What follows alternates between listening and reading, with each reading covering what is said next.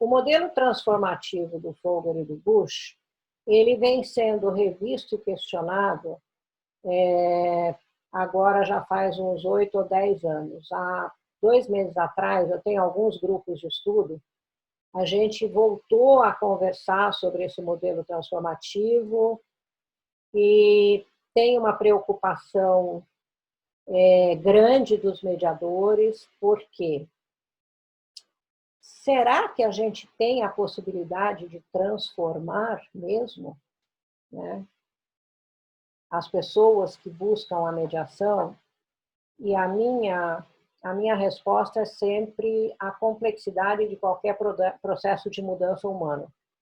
As pessoas não mudam com certa facilidade. Então, eu acho que o modelo do Fogler e do Bush, que é um modelo sistêmico, que trabalha com as técnicas da terapia familiar, principalmente do modelo terapia familiar de Milão, ele é bastante profundo quando você tem tempo de fazer uma mediação como eles prevêem e como a gente trabalha, principalmente nos Estados Unidos e na iniciativa privada, que é uma separação, por exemplo, é uma mediação com 10 a 15 horas de trabalho, que significa de 4 a 6 atendimentos em mediação.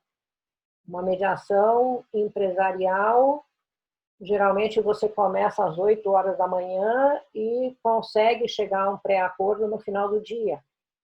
Então, são situações onde você tem disponibilidade de tempo muito maior do que a disponibilidade de tempo que a gente tem dentro do judiciário. Então, a partir do momento que você aprofunda a narrativa do conflito, é claro que as pessoas podem ter um insight e mudar o seu comportamento, nada impede. Porém, dependendo da atividade que a gente está imerso, nós chegamos à conclusão de que a mediação, exceto em situações de separação e comunitário, a gente está trabalhando com processo decisório. As pessoas que passam pela mediação, elas querem decidir alguma coisa sobre o conflito que elas estão vivendo. Consequentemente, é importante a gente usar um pouco de estratégia, né? Ou seja, por que a gente está tomando essa decisão, para que vocês estão conversando a esse respeito e para onde que vocês pretendem seguir uma vez resolvido esse conflito. Então, existe um processo de mudança, sim, a partir do momento que o conflito é solucionado. Em seguida, a gente tem o modelo circular narrativo da Sarah, que ela também é de abordagem sistêmica, porém, o foco da Sarah é mudança no padrão de comunicação. Ou seja, ela parte da premissa de que o conflito, ele escala e se mantém a partir de vícios de comunicação entre as partes. Que muitas vezes o interesse real daquilo que deu origem ao conflito já se perdeu na linha do tempo e as pessoas acabam se desentendendo porque a comunicação entre elas está muito ruim. Se nós prestarmos atenção nas nossas próprias relações, nós vamos perceber que a aproximação e o afastamento de amigos, as questões que geram conflitos dentro da família, quase sempre estão ligadas a problemas de comunicação. Dentro da empresa, então, é de chorar. Eu fui consultora de empresa em desenvolvimento organizacional e comunicação durante mais de 20 anos. É assustadora a constatação de que as pessoas não sabem se comunicar. Nem verbalmente, pelo WhatsApp é pior ainda, pelo e-mail é uma tristeza e pelas redes sociais é um desastre. Ou seja, a partir da intervenção do mediador, ordenando a comunicação, o problema se resolve. E a Sarah tem uma metáfora muito legal. dizendo que o conflito é um cometa. Ele tem um núcleo que não brilha tanto assim, mas ele tem uma cauda que é extremamente brilhante, que chama atenção. Não olhe para o núcleo, a solução está na cauda. Ou seja, a cauda é a má comunicação. Aí, em seguida, tem o modelo que eu adaptei, né? Eu trabalhei com a Sara, com o modelo da Sara até 5 anos atrás, quando eu publiquei o livro Mediação na Prática, e eu acabei trazendo para o meu trabalho de mediação uma parte do meu trabalho de doutorado, que é ir além da comunicação, né? De que a comunicação entre as pessoas ela se torna difícil a partir do momento que entram as projeções e as transferências dos conteúdos psicológicos não resolvidos de cada um, né? Nós somos seres interpretativos, nós somos o resultado hoje das nossas experiências e vivências passadas. Nós vamos construindo um sistema de crenças, de valores e de propósitos que nos orientam para estar no aqui e no agora. E por questões pessoais, que eu chamo de mecanismos de defesa, para não falar de questões de disfunções de personalidade, nós nos defendemos dentro do possível, do que é viável, do que a gente acha bom. E essa é a receita para a questão de ego, onde eu me preocupo muito mais comigo do que com os outros, e que gera como consequência uma dificuldade de comunicação muito grande, porque a minha tendência é me manter posicionado.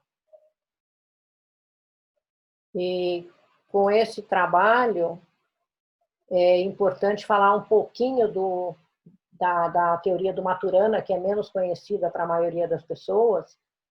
Não existe uma única realidade, não existe um único universo, mas sim o multiverso, ou seja, a visão que cada um de nós tem do mundo, da sociedade, é pessoal porque ele é interpretado.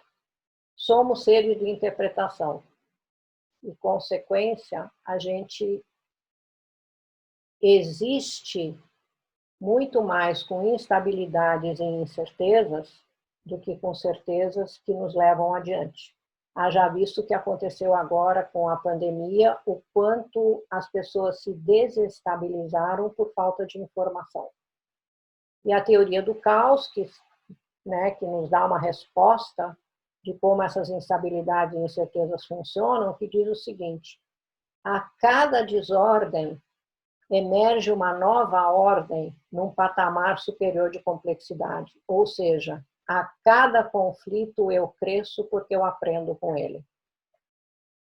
A cada incerteza, que muitas vezes é um conflito eu comigo mesmo, eu também tenho a oportunidade de aprender. Mas eu também tenho a oportunidade de negar. E a negação é que leva as pessoas depois para a mediação. E uma das grandes mudanças da teoria da biologia do conhecimento do Maturana é que ele transporta a linguagem para o status de comportamento.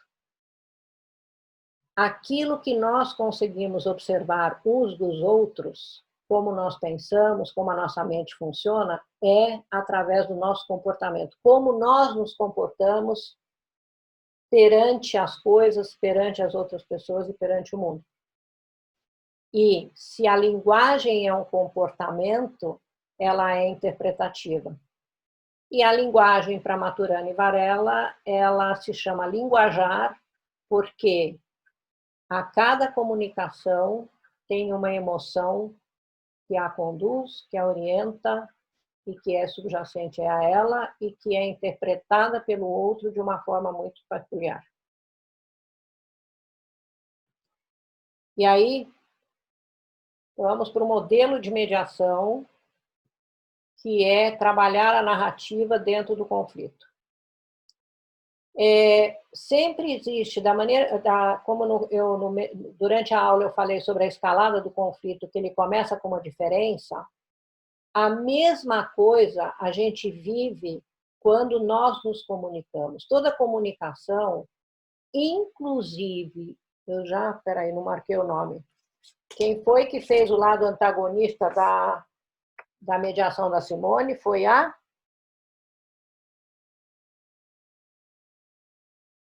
Cíntia fez o lado mais... Cíntia Alessandra. Alessandra.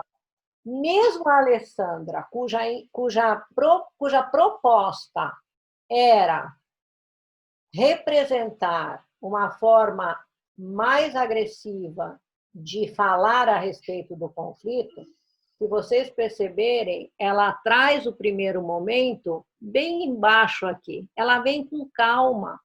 Ela vai acendendo à medida que ela vai falando e ela vai se envolvendo emocionalmente no que ela quer falar. Até que ela atinge o clímax, né? É isso, é desta forma, é com essa força, e depois ela cedeu de novo. A Cíntia, que vem com um discurso mais tranquilo, ela nem chegou lá no clímax, ela mantém uma entonação e uma comunicação com uma emoção mais controlada, mas mesmo assim tem uma emoção no meio do caminho. Tá? Então, a evolução da comunicação enquanto narrativa, a intensidade dela varia com o envolvimento emocional daquele que está narrando. Quem é bom contador de histórias? Quem é bom contador de história para criança? Quem representa a história, quem vive a história, não quem lê. Né? Porque aí você meio que entra na intensidade da narrativa e você conta para o teu filho como se estivesse vivendo aquilo. Aí você termina e ele fala, agora conta de novo. Meu Deus, eu já não me lembro mais como é que foi. Né? Tecnicamente, quais são as técnicas que vocês vão estar usando e como é que essa representação gráfica foi feita, e quem me ajudou nisso foi um aluno do curso do Instituto de Engenharia. Engenheiro adora fazer representação gráfica para tudo e ajudou bastante. Imagine que você, enquanto profissional mediador, você ouve o problema, a versão A e a versão B. A hora que os dois terminam, né, a Simone só esqueceu de fazer a versão C, que é o que vocês me disseram é isto, isto, isto. Vocês concordam que, no papel de mediador, vocês já estão trazendo essa versão C para provocar alguma coisa? Quem quer responder? Sim, estamos, né? É a questão de... Esqueci a palavra agora, né? Quando você faz uma espécie de resumo, né? É um reenquadro. Reenquadro do que cada um disse, né? Uhum. E a gente consegue fazer um reenquadro do que cada um disse? Eu acho que sim. A gente consegue fazer um reenquadro, deixando de lado a emoção, deixando de lado muitas vezes palavras ofensivas, trazendo para a razão. Ok. Quando você faz exatamente isso, o que você está provocando em A e B? Uma reflexão, Não, um novo olhar para o a problema. reação. Antes a Oi? reflexão, a reação. Ah, é. Desculpa, professor, eu não entendi. Você pode repetir? A reflexão, ela vem no momento posterior. A primeira reação, o primeiro movimento de A e B é reagir à sua narrativa. É. Tá. Sabe por quê? Eles precisam se defender. Porque cada um acha que está certo. Tá? Lorina, posso fazer uma pergunta? Sim. Dá licença. Não, é que tem uma aluna que mandou um WhatsApp aqui, ela pediu se dá brevemente para você só recapitular rapidamente os modelos do que o que é focado no acordo, nas pessoas, os lineares e os sistêmicos, assim, com resumo, diferenciando-os. o modelo de mediação de conflitos voltado para o acordo são todos aqueles que são trabalhados utilizando tanto o método negocial de Harvard ou alguns que usam a metodologia sistêmica de uma forma mais racional, e obrigatoriamente eles estão ligados à necessidade de homologação no judiciário. A mediação empresarial entre empresas, o acordo geralmente vira um contrato. Então, o acordo, ele é um meio, ele não é o fim. E muitas vezes esse acordo nem existe porque já existe um contrato em andamento e as cláusulas estão sendo negociadas pela mediação. Nos casos de família, né, o direito brasileiro, quando tem filhos menores envolvidos, precisa passar pela homologação do judiciário, principalmente o que envolve as crianças. Hoje, a gente tem uma série de mediações de casais que se separam e acontecem pelo cartório, né? Então, o acordo já é homologado lá. Aí, qual é a abordagem? Qualquer uma que você escolher, sabendo que você tem uma necessidade de acordo por contingência. Nas mediações comunitárias e escolares, é o combinado do fio do bigode.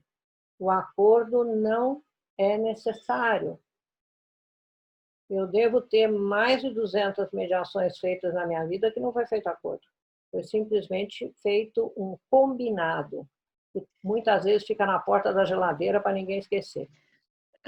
E eu entendi que a dúvida dela, Corina, seria também, por exemplo, vamos supor que seria o centrado no acordo mais modelo de Harvard. Uhum. O Bush-Folger seria mais que a transformação da relação. Seria Não muito é a usado. transformação da relação. Para ser centrado no acordo, é a técnica que você usa. Que você usa, então. Seria muito usado em família. Né? E as técnicas sistêmicas e lineares é que, pelo que eu entendi que ela escreveu aqui, acho que não ficou muito claro para ela. É que assim, não sou eu que dou aula de técnica, né? Não, sim, só para você fazer uma diferenciação. Obrigada. É o seguinte, o propósito e o objetivo da mediação é do que se trata, do que a gente está falando. Primeiro. Segundo, com quem a gente está falando. Para algumas pessoas, é extremamente importante que exista um documento assinado dentro do judiciário, como vocês fazem no Sejusc, ou fora, com um acordo de mediação formal. Quando eu faço mediação na Alemanha, não existe esse tipo de preocupação, porque lá a palavra empenhada tem algum valor.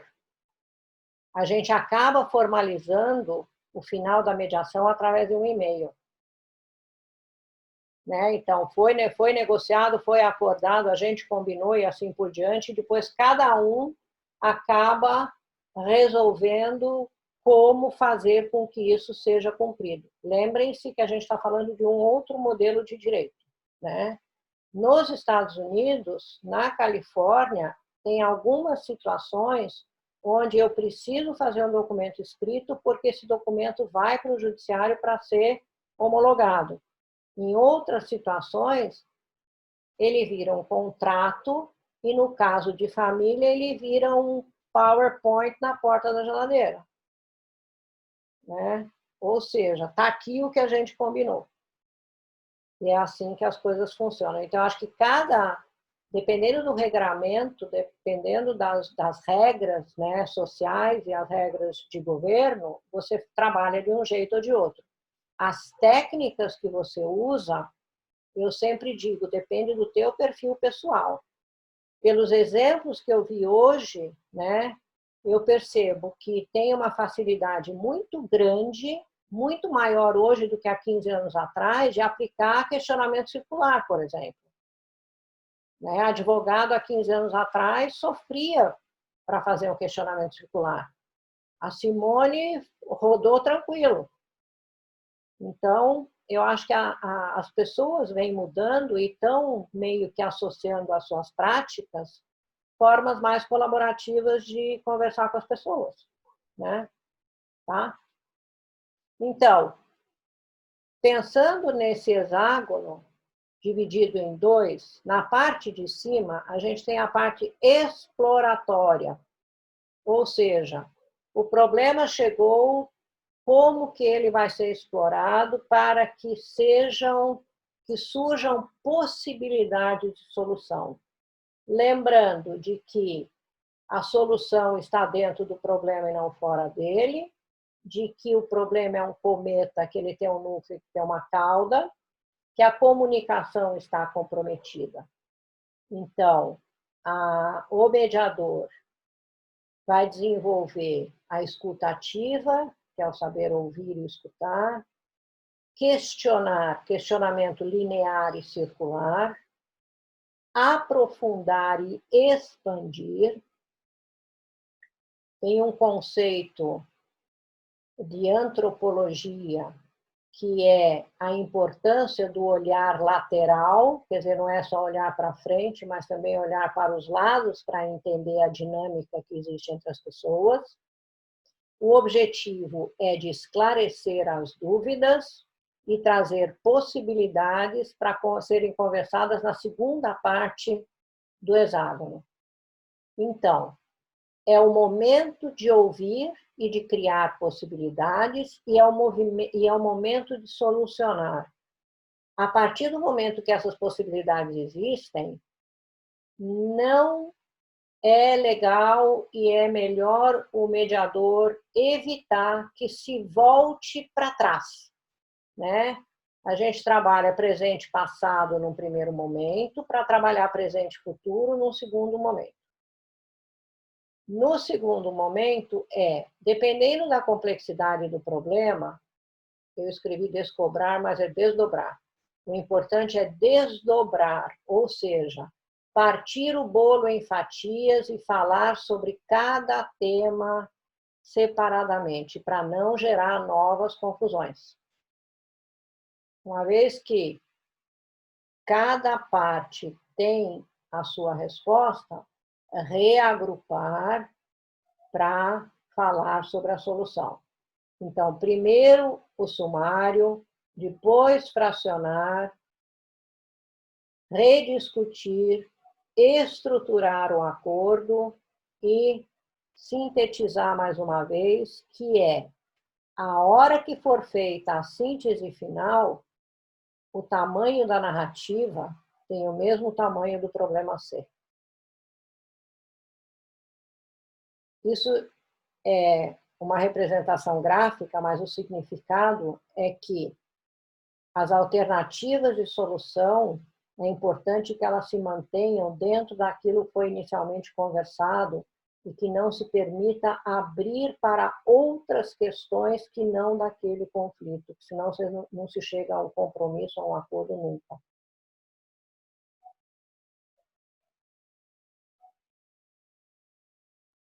E aí...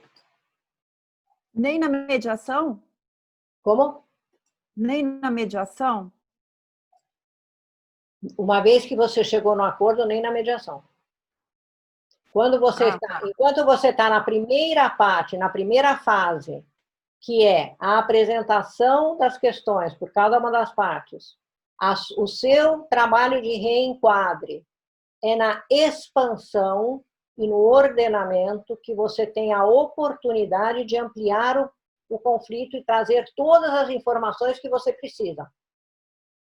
Essas informações, não obrigatoriamente, elas são nucleares ao conflito, consequentemente, não farão parte da solução do problema. Elas simplesmente apareceram para ressignificação. Tá? Então, a solução significa que você vai ter o mesmo nível de conteúdo ressignificado embaixo em relação ao que foi conversado em cima. Isso, gente, é fundamental para que a mediação tenha uma boa qualidade de acordo. Tudo aquilo que for jabuti, como a gente conhece, ou corpo estranho, não contribui para o cumprimento do acordo.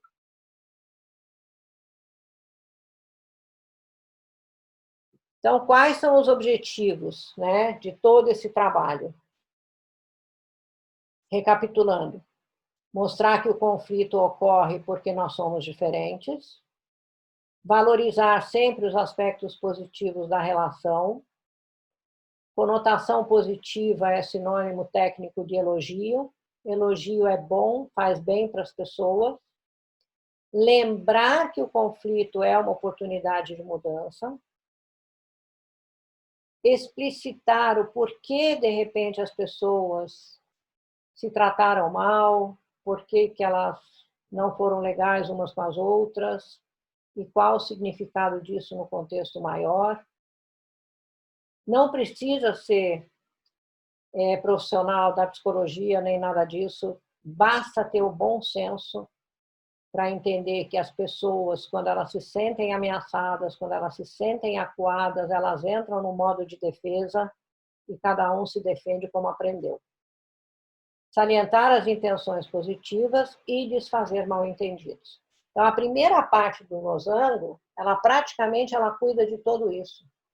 E a segunda parte do losango, ela vai cuidar da importância da solução positiva para um conflito que já está entre essas pessoas há tanto tempo. Tá? Pergunto para vocês, e aí? O que é ser mediador? Um baita desafio. Resumiu bem, Sheila, resumiu perfeitamente. Mas assim, eu às vezes começo a pensar. É engraçado, porque quando as pessoas falam mediação, conciliação, falam de uma forma tão simples, né?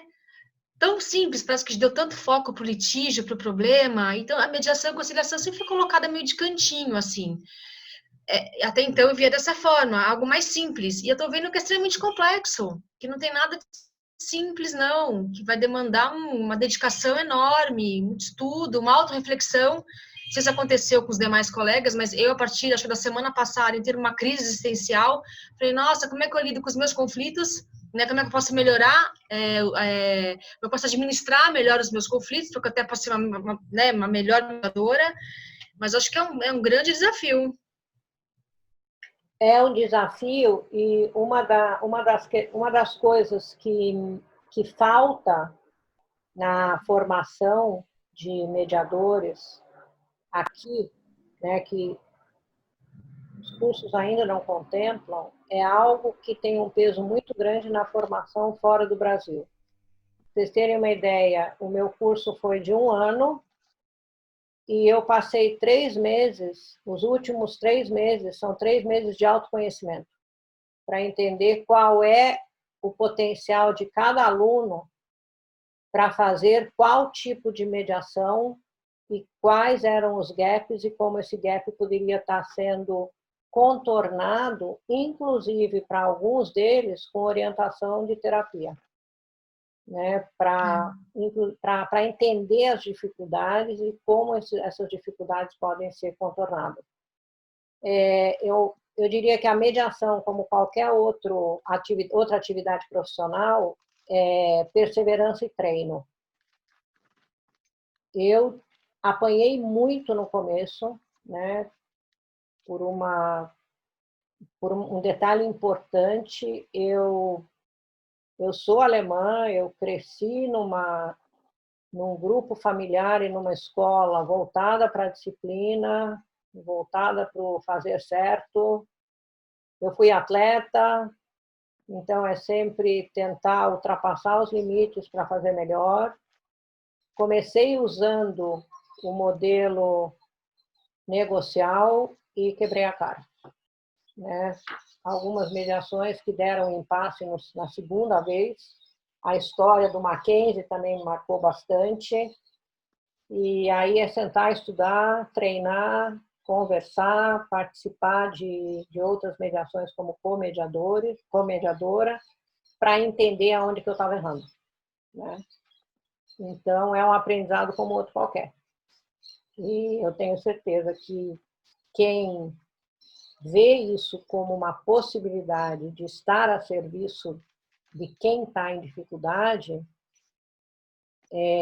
o sucesso, ele vem, mas é preciso de humildade para reconhecer que os nossos erros, as nossas dificuldades que são os nossos problemas como mediadores, né?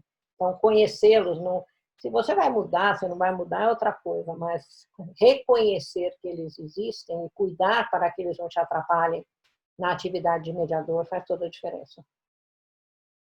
Eu tenho hoje, aliás, seria, como a gente não conseguiu entrar em muito detalhe, no site Mediação na Prática tem um curso gratuito de 20 minutos, onde eu entro um pouco mais em detalhes da mediação nesse modelo que eu trabalho. Fiquem à vontade para assistir.